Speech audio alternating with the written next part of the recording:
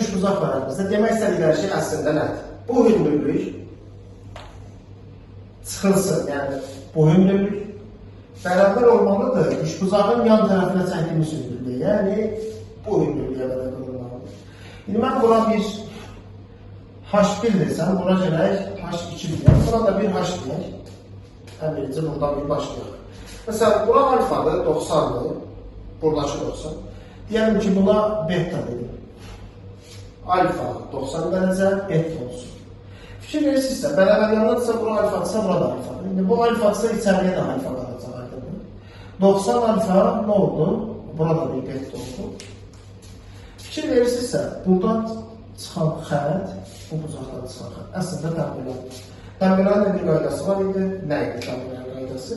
Tərəflərə qədər məsafələr bərabərdir. Məsələn, bura bir V idisə, buradan bura çəkəcəyin məsafə də bir V olacaq. Və fikir verin, görün nə əmələ gəldi? 90-90. İndi bura H1 idisə, gərək bu hissədə nə olar? H1 olar. H1.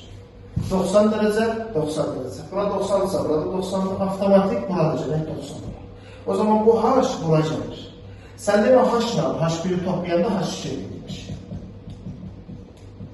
Bizə də nə deyib? H1 bu tərəfə keçər, H1-i vururlar, H2 çıxılsın H1-ə. Bizdən də bunu ispat eləməyimizi istəyirdik, ispat edildik. Bu qədər.